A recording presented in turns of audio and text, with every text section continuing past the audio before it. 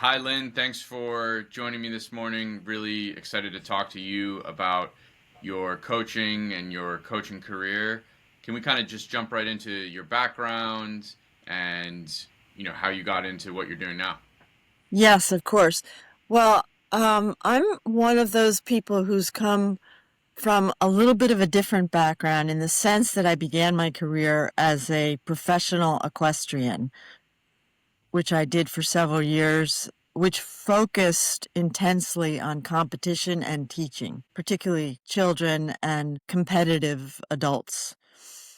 And I had a bad fall, and it meant that I had to pivot entirely. I had to get out of the business. And that's what really launched me into my corporate career. Skipping forward pretty quickly, I ultimately landed at as chief of staff for a partner at Booz Allen and Hamilton, and then on to American Express, Citibank, Better Investments, and Sendin Corporation. I have always emphasized, particularly in the last 20 years of my corporate career, a very significant and strategic investment into the development of myself, but also my people, my leadership team members, and even the next level down. My goal has always been to hire and grow leaders who have the potential to do circles around me, And so that really set the foundation for me, having spent so much time as a general manager in operating roles, coaching and mentoring people. It really it really defined me as a leader, all of the coaching and mentoring that I did, among other qualities that included my leadership of big transformative change initiatives. But that's what really positioned me then to start my own consulting firm 18 years ago, where, among other things, I provide executive coaching services to primarily to lead to various different types of leaders who are at inflection points in their careers, C-suite and high potential leaders. Amazing. Can you kind of tell us a little bit about your coaching consulting and your practice and your business right now? Tell us a little bit about, I know you just kind of gave us the preview, but tell us a little bit more about that. Of course, of course. So, insofar as my coaching is concerned, we work on two tracks. One has to do with what I call a discovery process, where I introduce and administer several different types of assessments aimed at helping leaders to gain a deep understanding, like at a cellular level understanding of their strengths, their weaknesses, their leadership traits, their values, their communication style, their leadership skills and competencies, and so forth. And so there are a number of assessment tools that we use. I'm a big user of 360 assessments, which are very powerful before and after a coaching experience. And there's one tool in particular that I use, which is very powerful, called a work-life map. And it's effectively a purpose-driven development plan. So we do all of this self-discovery work that takes many hours, while at the same time I'm coaching people out of Monday and into Tuesday. So it's on a parallel path, focusing increasingly so on the strengths that they want to leverage as leaders and become known for. We ultimately complete this development plan. Again, it's called a work-life map, where you map you start with a very iterative process of thinking about your purpose. And then we move through an experience that involves starting at a high level, making high level but specific intentions in writing on this map that speak to the actualization of your purpose. And then we move around the map to look at what's working, what's not working. We take it to the next level of detail around commitments that a leader wants to make in keeping with what's working and what's not working. And there's a lot of thinking that goes on about what a leader is not going to commit to. And then finally, we get to an action plan, a very concrete here and now action plan with measures and statements that include outcomes that will be achieved as a result of taking this series of specific actions. Again, all designed, so it's all linked back to your purpose statement, which you are ultimately looking to actualize. The term is usually about 2 years. You're thinking out 2 to 3 years. Usually it's a shorter time frame because many leaders are eager to elevate themselves quickly, but in a purpose-driven mode. Is that helpful? That was very helpful. That was a great overview of what you do. Very interesting, very detailed and in depth. I'm sure the leaders that you work with get a lot of value from you. It's powerful. It's powerful, Eamon. It really is. I've never had a bad experience with it. It's Never. it My sounds like mantra is once a client, always a trusted colleague and friend. love that. What's a day in the life like for you, or what's a week life like for you as you're juggling all these, leaders and clients? Like tell us a little bit about that. I spend 3 to 5 hours a day on average, coaching. My coaching experiences are and providing strategic advice. We haven't talked about that too much, but we can come back to it.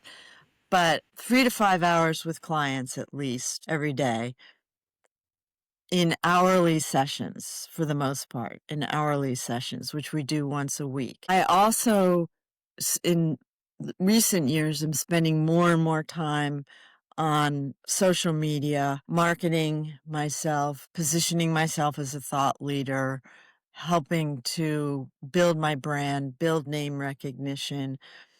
I write a lot of articles and I participate in podcasts and I am starting to do more and more speaking engagements. Amazing. So you're spending a good chunk of your time doing your actual coaching, Doing my work, yeah. you're doing your marketing and your thought leadership. Are there any tools that you're using that are helping you to juggle all these different facets of your business? Yes. Um, in particular, now in the last 9 months, AI. And I have become just an avid learner of AI. I believe strongly that in the next 5 years, leaders will be completely redefined and overall elevated because of the extent to which they have learned to use AI. So I use AI, for example, for everything from strategic decision making with clients to problem solving, to idea generation, to research, to content generation, etc., etc. And I'm seeing that it and I'm in the process of actually pivoting my practice, put much more emphasis on helping individuals to become AI driven leaders. I love that. Are there particular tools, or is it Chat GPT or Gemini that you're using to? I'm a big user of Chat GPT. I'm a big user of Perplexity, which is great for research. And I find that I've used them all.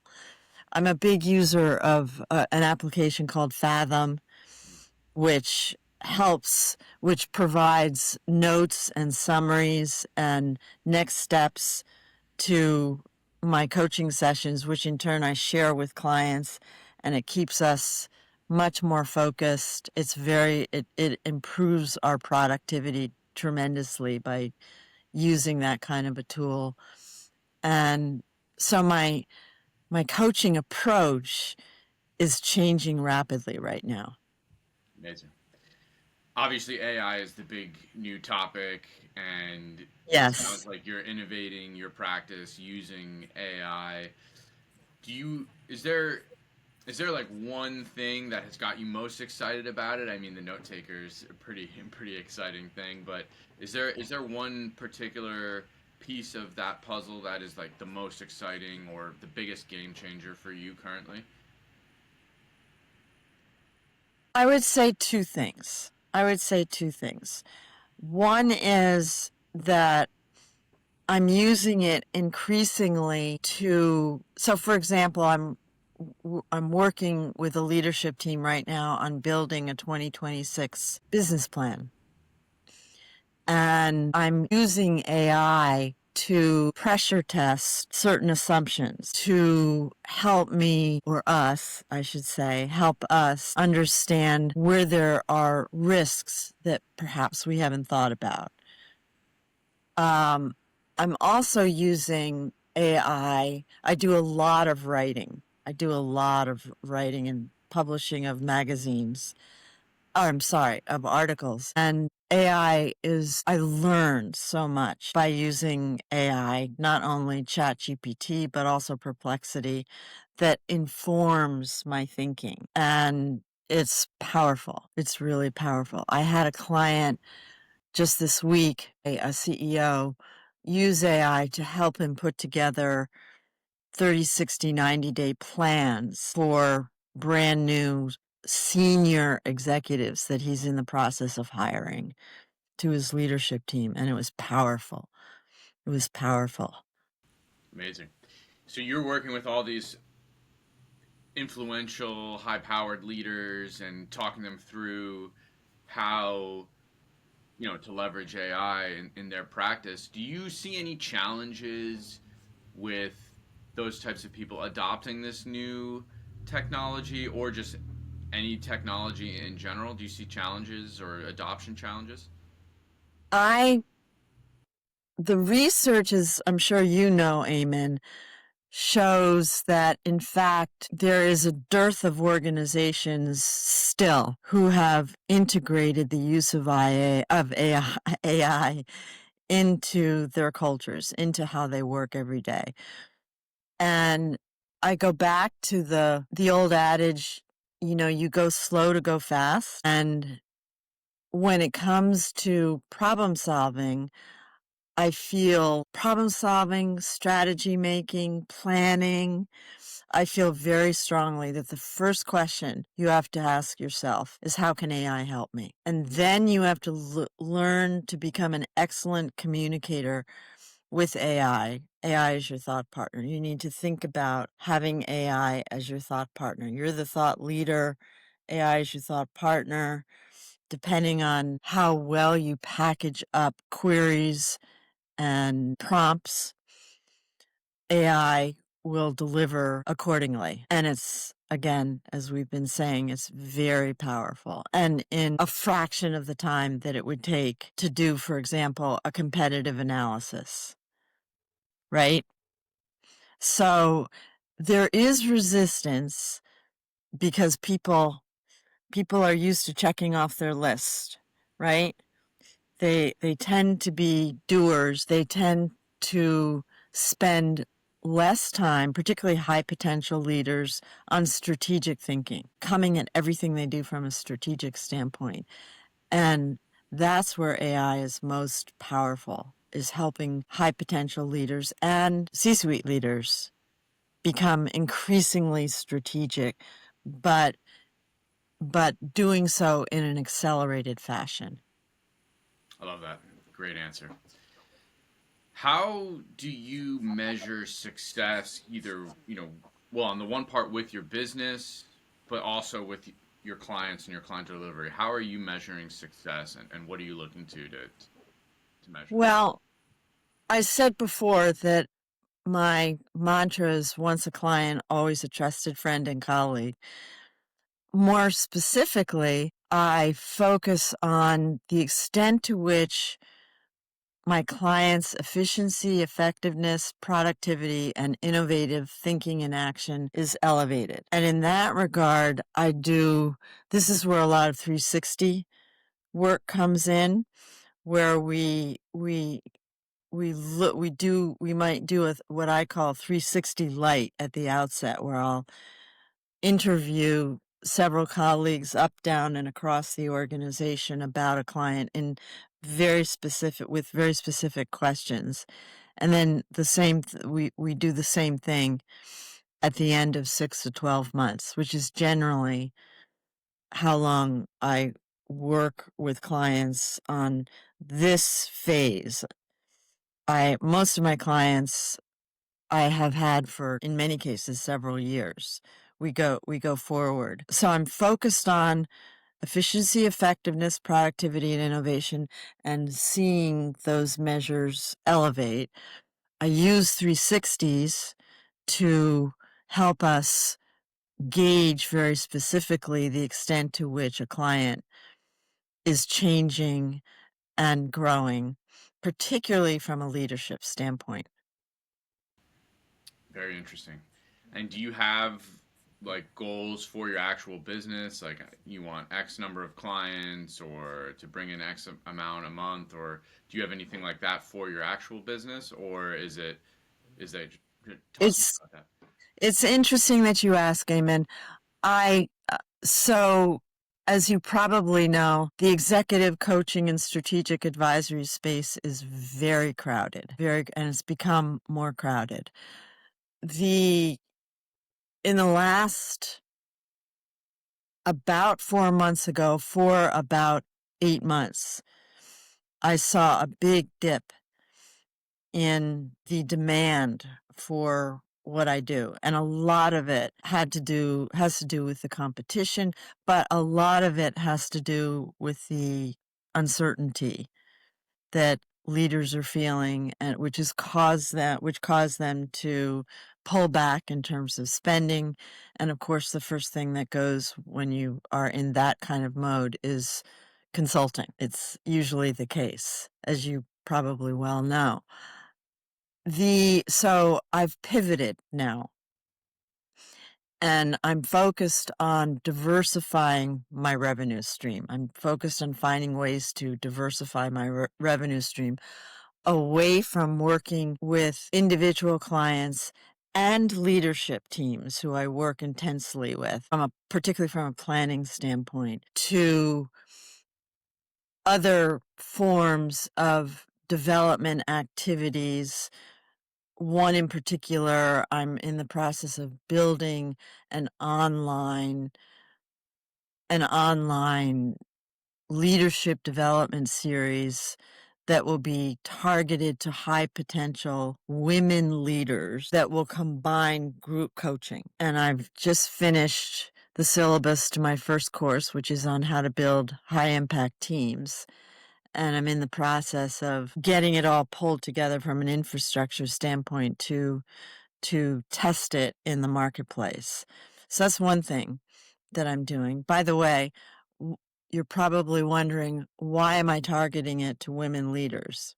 Well, first of all, I know that there is a paucity of leadership development programs and focus on the development of high potential women leaders who themselves, particularly the more senior they become, have their own challenges in advancing especially in male dominated cultures. And I don't say that to be critical. It's just a fact.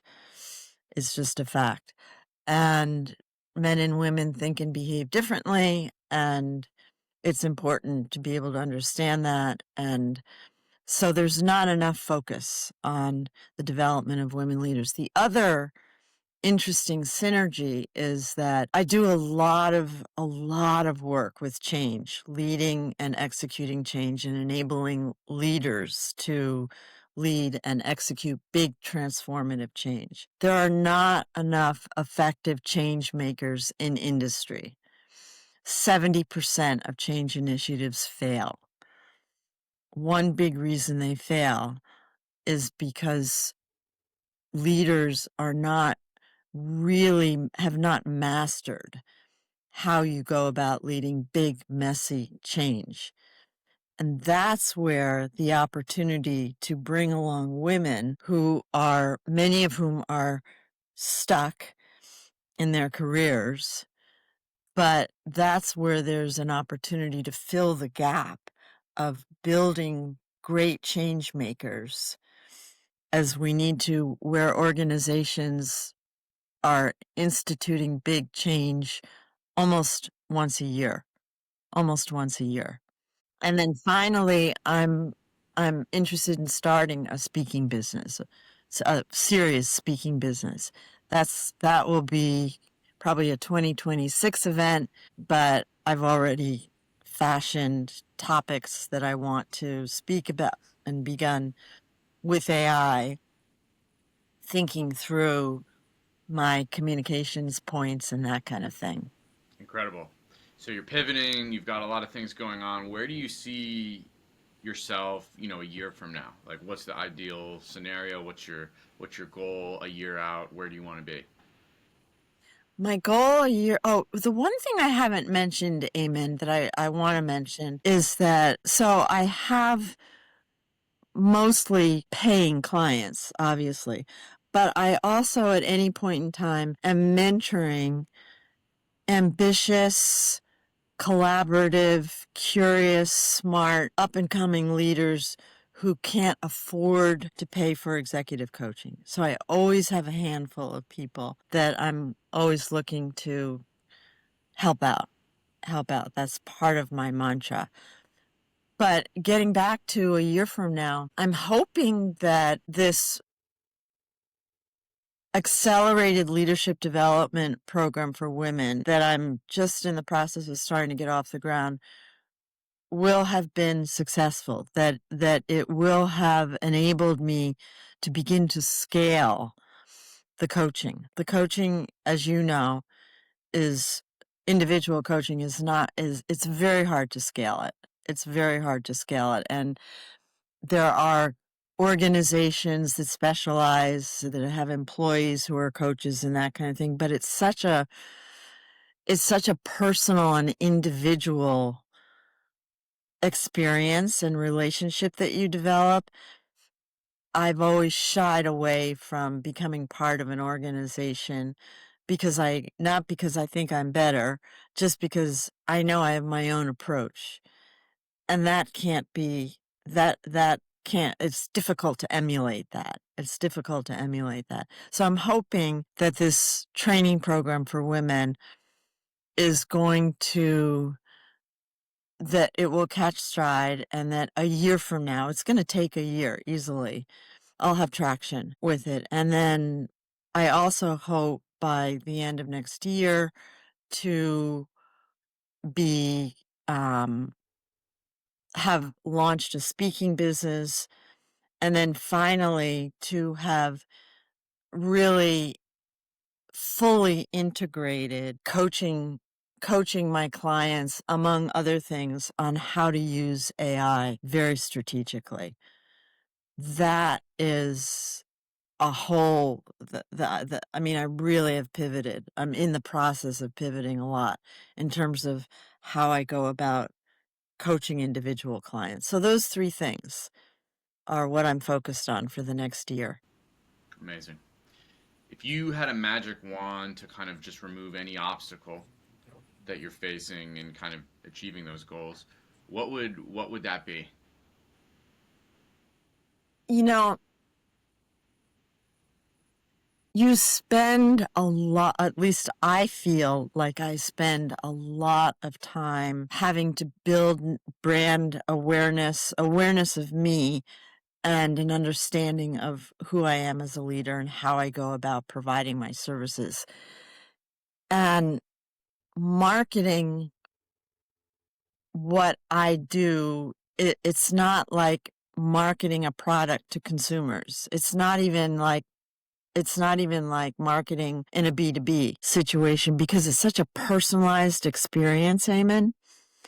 So it means that what I figured out is that it means that you really have to be committed to spending a lot of time, particularly on social media, positioning yourself as a thought leader. And I would say I probably spend easily 20 hours a week just on that. Easily 20 hours a week just on that. So it's a big time sink. Wow, that would be a perfect thing to wave a magic wand and get 20 hours back, right? Exactly. Yeah. Exactly. But AI is helping. AI is an amazing tool to help in that particular area. So I'm so happy that you're leveraging it and using it effectively. Lynn, one last thing I want to ask you, do you have any advice for either coaches or consultants who are looking to get started or maybe are started but are looking to kind of get to, the level where you're at? Do you have any advice for those folks?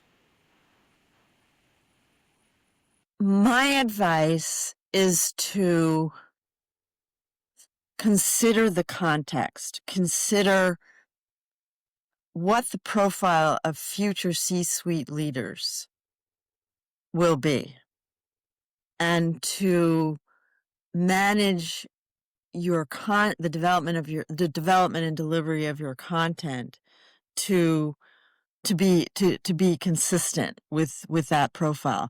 So for example, future leaders, as we've been discussing throughout this, the great leaders are going to be very strategic users of AI. So they will be much more technology facile. They will be much more accepting, particularly of emerging technologies, which the development of AI will drive. Future leaders are meaning makers. They are the younger, up and coming, high potential leaders. Really, there's a part of them that feels strongly that there needs to be a giving back aspect of what they do, even in their work life. And that needs to be considered when a coach or a consultant is thinking about the content, particularly how that coach or consultant will come about developing that person. Leaders, future C-suite leaders, are going to be much more sensitive to the whole concept of sustainability. And that is still a very controversial topic, particularly from the standpoint of measuring and reporting and that kind of thing. But it's going to become increasingly important. So we'll have leaders in the future who are great at strategic thinking like they're not today because of the power of AI, who will be meaning makers in their own right, who will increasingly become great change makers, not afraid to enact disruptive departures from the status quo, and who will take a human-centric approach to leading. Wow, that was inspiring how you kind of laid that out and great advice to wrap your head around for somebody who's trying to get into the coaching and consulting space.